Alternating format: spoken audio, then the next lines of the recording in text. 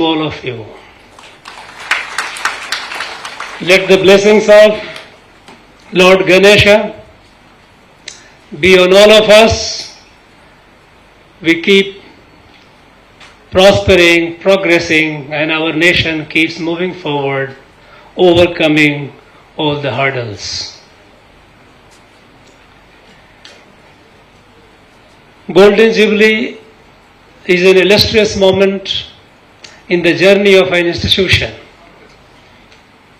And as we know, as I could see through the documentary, what an illustrious journey this institution has had so far. It has produced a galaxy of luminaries who have made the country proud, who have made everyone, all of us proud with their outstanding achievements in their respective field.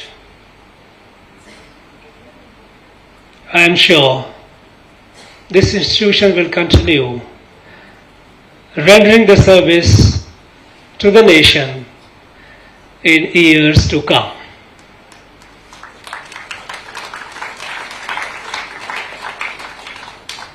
On this occasion, I would like to pay my heartfelt homage and deepest gratitude to the founders, to the visionary Brahmarshi P.S. Iyer, in whose memory the trust was formed in 1904, P.S. Charities, and it has completed over 120 years. P.S. Educational Society, as we know, it's an offshoot of that, which has completed now 50 years.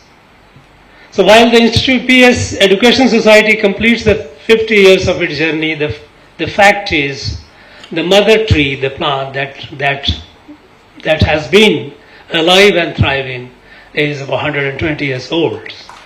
So this institution carries the legacy of 120 years. Friends, when this PS charity was formed, that was a period of national resurgence. That 200 years of colonial rule, I'm not counting the previous foreign rules, but the colonization that happened in the 200 years. This has been a very, very difficult time for the country. 19th century and 20th century, half of it, were the very terrible period. 19th century was a century of exploitation. Worst kind of exploitation and operation happened on our country, on our people, by the colonizers. We know that in the 19th century, both the company and subsequently the British government, which took the place of company, along with the missionaries, they tried to destroy the very identity of this country, Bharat.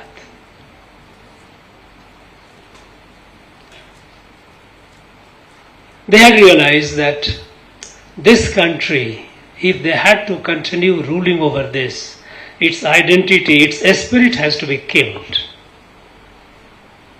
And the only way to kill their spirit, they realized, was to kill the education system. And that's what they did. Systematically, they closed all the indigenous educational institutions. They took away much of our treasures, our literature, be it in the form of inscriptions, palm leaves, copper leaves.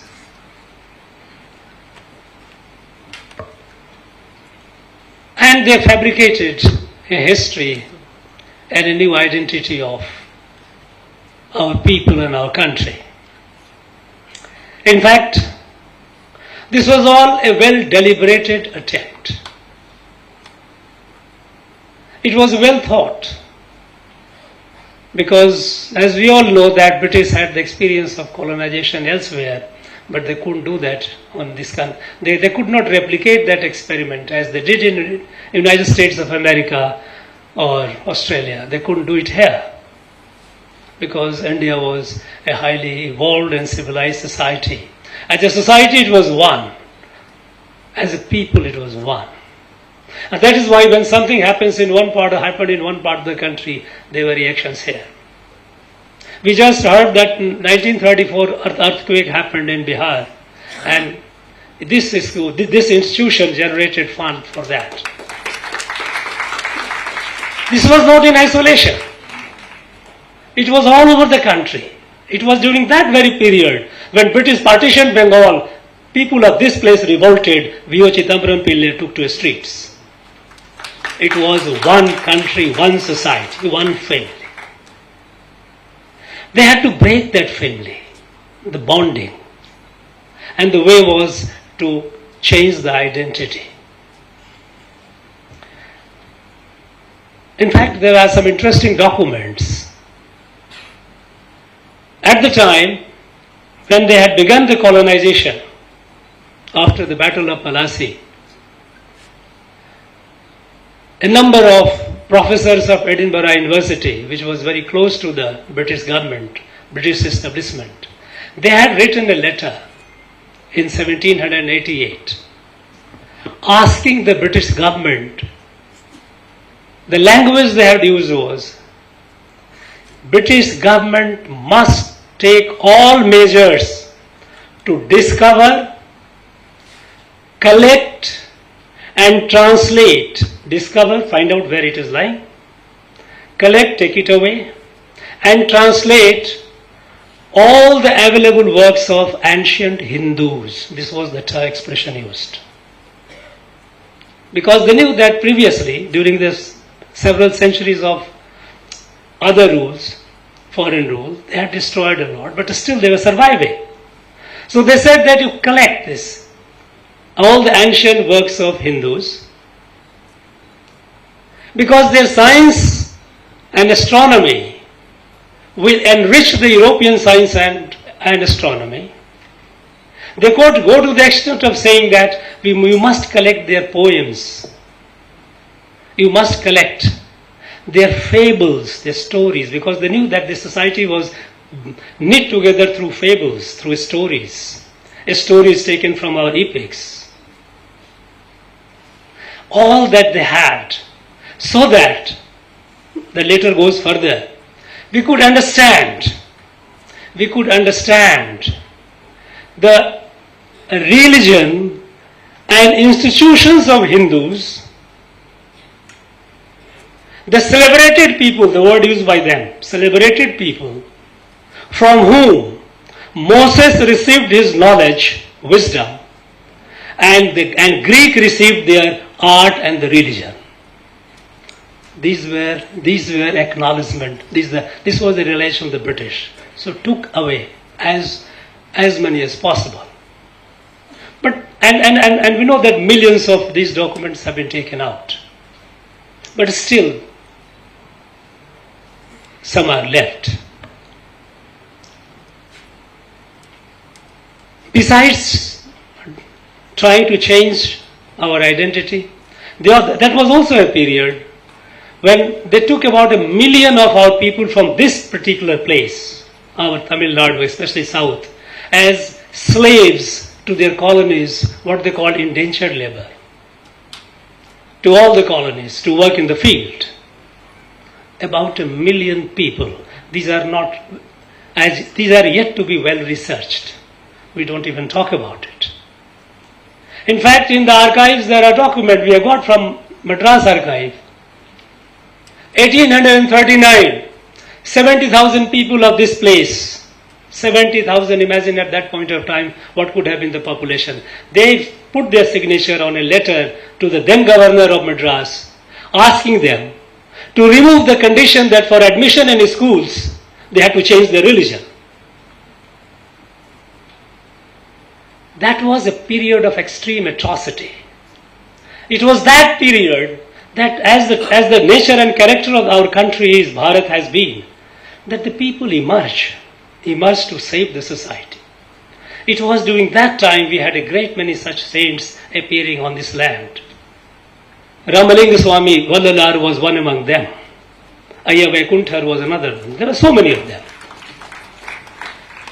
They began to hold the society. And they did a lot. They also started setting up, Vallalar set up institutions where educational institutions for teaching Sanskrit, of course Tamil and Sanskrit.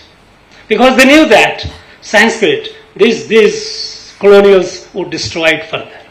Because that was the strength, that was the source through which this country, the Bharatiyata and our ancient wisdom was transmitted from generations to generations. We went through terrible time.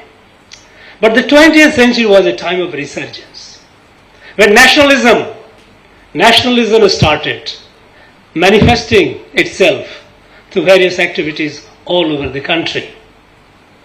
And one way of expressing this was to save the nation, they had to create educational institutions where they could preserve educational institutions out of government.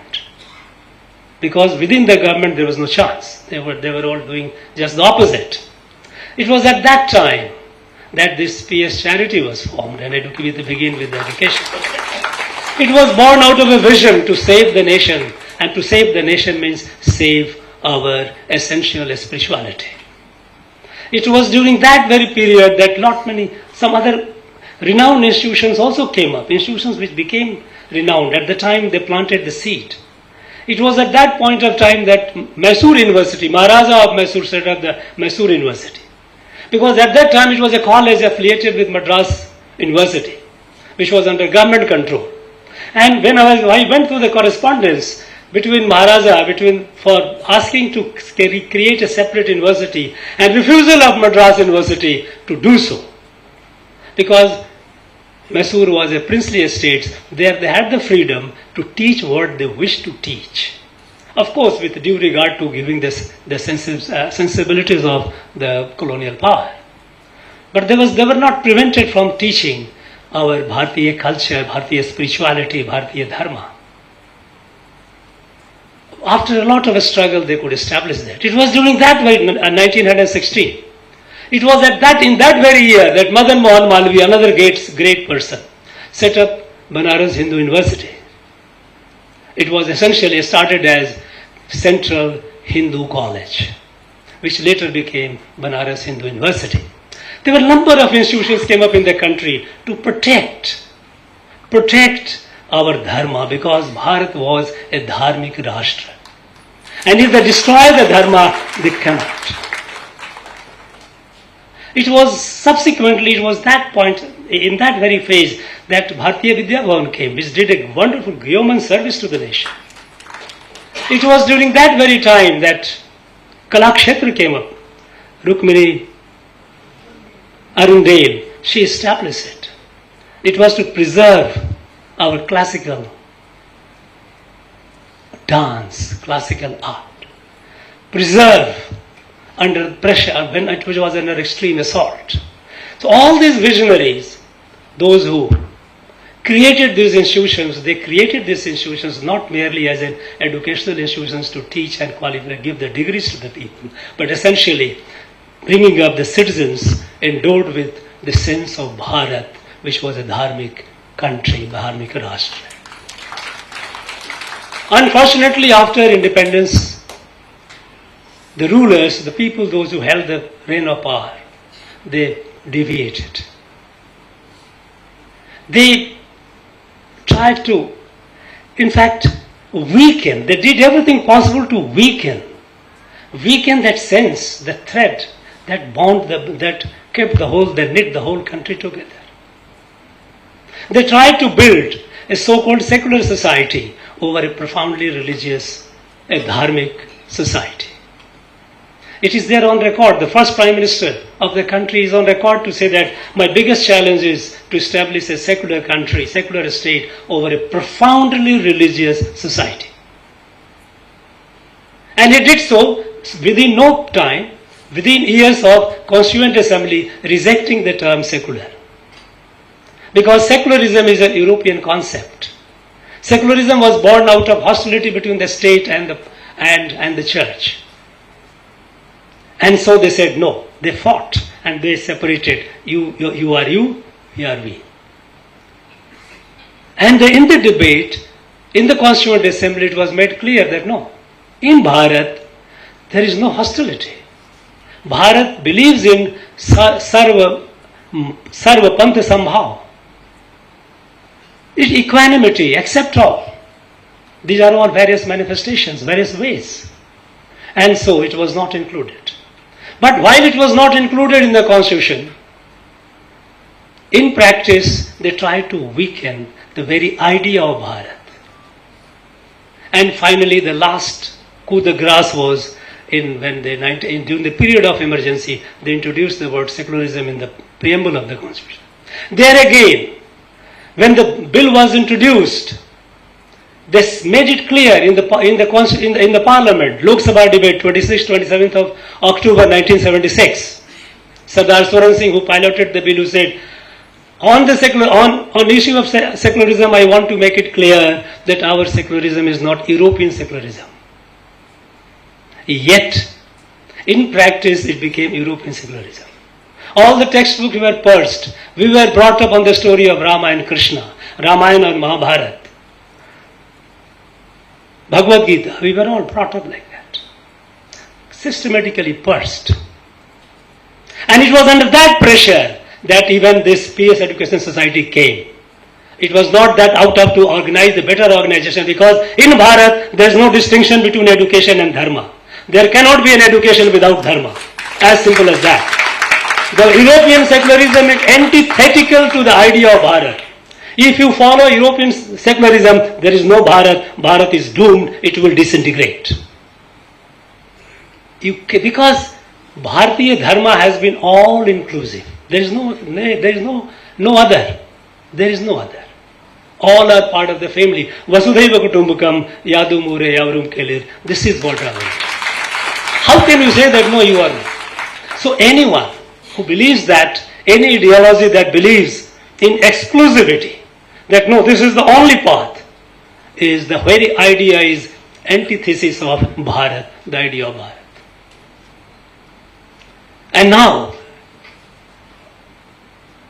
for long, we have gone through that path and we kept declining. At the time of independence, there was no internal fight in the country. There was no violence. The whole country was united and fought. Except for partition, when a set of people believing in an ideology that they cannot coexist, they separated. But the rest of the country was all peaceful. There was no problem in the northeast, separatist problem in the northeast. There was no problem in Punjab. There was no problem anywhere. There was no tribal movement here, even in this land.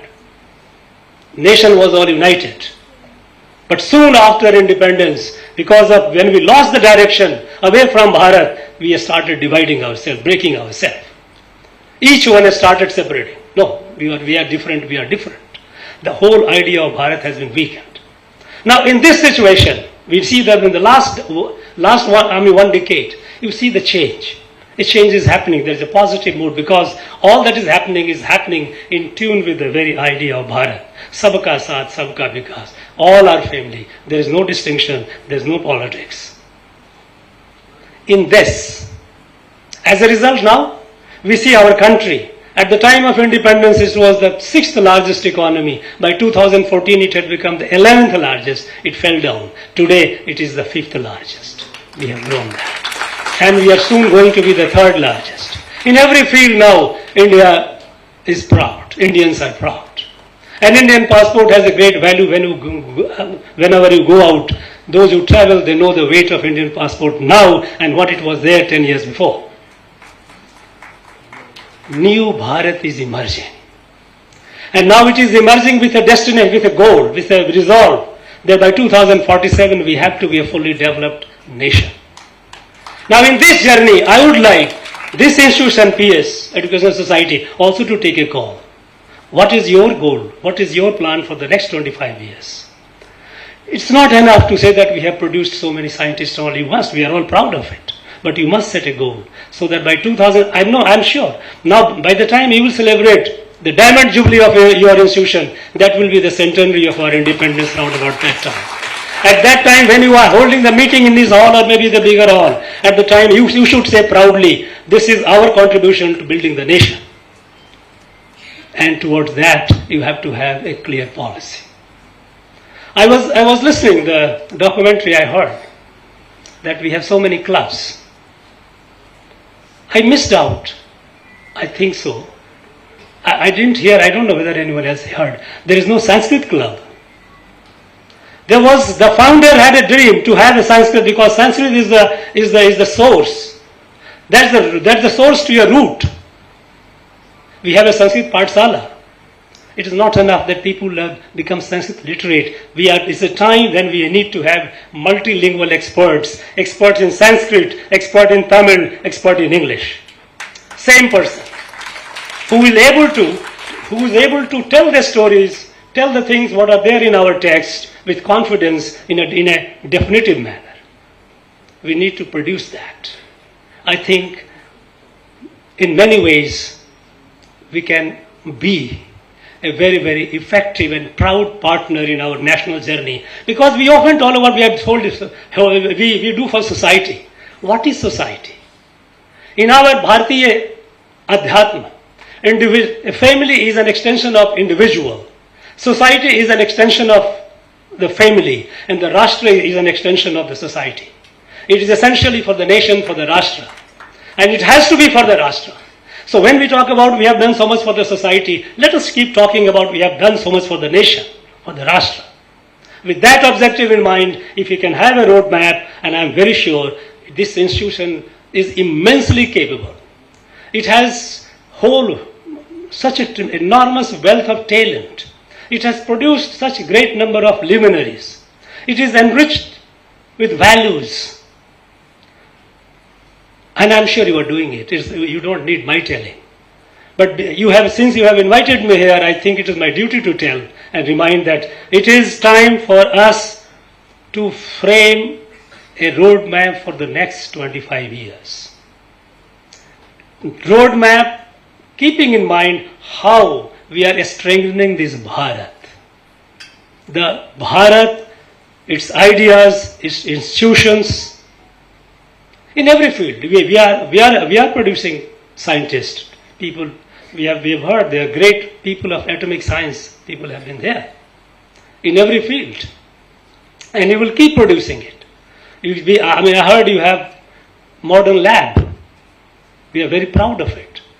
At the same time, also think of how this institution can be truly aligned with the spirit of the founder by keeping and enriching the idea of Bharat, by also building the wealth or the capability of Sanskrit. And you have Pathsala, develop it. That is my advice. It is up to you. I am sure, friends, this institution, as it has been growing in the last 120 years, in the last 50 years, it will continue growing. He will celebrate not only Diamond Jubilee, he will celebrate centenary, he will celebrate bicentenary, he will celebrate many centenaries, because this institution has a bright future. Because it is in the hands of the people who are well-meaning, people who are capable. So there is no doubt about it. I wish this institution, all those associated with this institution, all the very best. I wish the students, those who are studying here, I wish to tell you that you are studying in the premier institution of this place or in the country. Take pride in it, study hard. Study hard, think what you will do. You are a high school student today. In next 25 years, you will be at the helm of affairs. And it will be at a very, very important positions. Dream large, dream big. Don't think small. You will never be larger than your dream. Dream large, work hard, and have a self-confidence. Because so you have a self-confidence, be sure, if you are disciplined, personally disciplined, you have a set goal, hard-working, self-confidence, no goal is beyond you. Sky is the limit. Today country is in a phase where you have enormous umpteen opportunities. Avail that, rise, and with you the nation will rise. Thank you all very much. Thank you very much. Jai Hind, Jai Bharat.